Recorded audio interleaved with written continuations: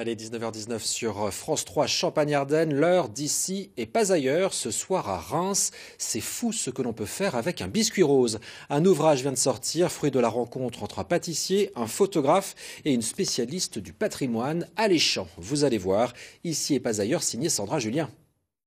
Bienvenue à Reims, dans un studio photo spécialisé dans la photographie culinaire. Si nous sommes ici, et pas ailleurs, c'est pour le biscuit rose. Il s'est fait quelques amis, parmi lesquels un photographe, un cuisinier et une spécialiste du patrimoine culinaire régional. Ensemble, ils ont créé quelques variations gourmandes autour de desserts.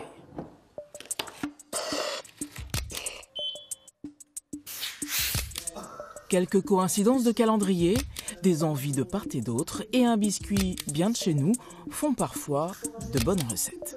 Au départ, il était blanc, il est devenu rose et on en a fait un tas d'usages salés, sucrés, plus ou moins extravagants. Il a un goût vanillé, donc c'est très pratique pour le marier avec des fruits et tout ce qui va être préparation pour des desserts. Mais on peut aussi bien le marier aussi avec des produits salés. Il m'arrive de faire de la Saint-Jacques avec du biscuit rose. Ça se fait naturellement, il n'y a pas de... Quand on fait la photo sur le poste de travail, on part d'une feuille blanche. Un peu comme pour ce tiramisu revisité par Pascal Ferrat. Avec quelques fraises mixées en gelée, une crème à base de poudre de biscuit rose et des biscuits trempés pour la déco, vous obtenez un dessert aussi frais que léger. Restez bien sûr à le faire beau.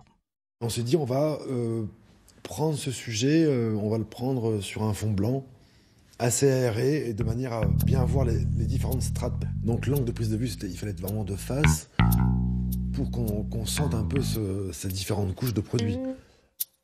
Comme à chaque fois, on l'a fait de manière intuitive, mais ça a toujours fonctionné. Moi, c'était ma première expérience en photographie culinaire. Laurent m'a changé ma vision de voir mes dressages des plats. Maintenant, j'ai un autre regard, j'imagine que c'est une photo. Que dire alors de ce crumble aux fraises, loin, très loin d'être extravagant, mais ô combien élégant. Le crumble, on voulait quelque chose d'assez sobre, une assiette blanche et la couleur apportée par les fruits ainsi que la poudre. Donc la petite histoire là, c'était vraiment de rentrer dans le produit et ça se fasse normalement, naturellement et créer le besoin de manger ce produit. Là, je voulais un éclairage vraiment où le produit, on sente vraiment quelque chose de très naturel. Comme si on avait fait les photos en extérieur. Il y avait quand même vraiment un éclairage sur le produit en contre-jour.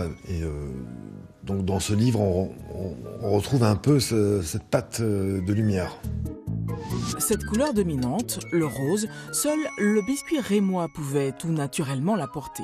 55 recettes, 15 ans de travail, de création et de mise au point dans les cuisines du lycée Gustave Eiffel, enfin sublimées par l'image. Au début, on va dire, je faisais mes recettes.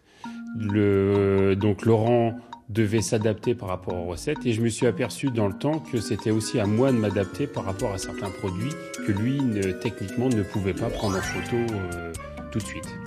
Je pense à tout ce qui a été dessert glacé, donc où dès qu'on y met de la lumière et de la chaleur, donc le dessert avait tendance à être à fondre, tout simplement. Et après, des desserts chauds, où là, ça avait tendance à dégager de l'humidité et ça provoquait donc de la buée. Pendant 5 ans, ils ont échangé leurs idées autour du biscuit rose. Idées photos, idées recettes. Les anecdotes, légendes et notes historiques de Lise en font un peu plus qu'un simple recueil de recettes.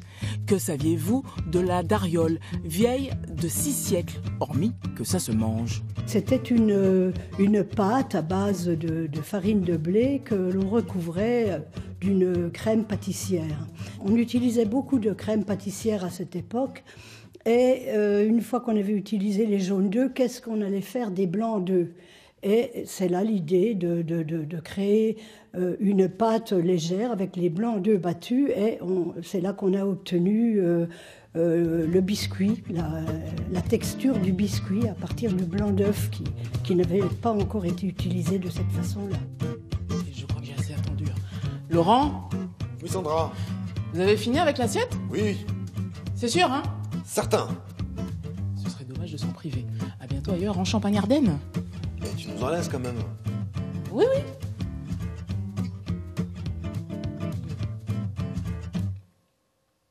Merci Sandra.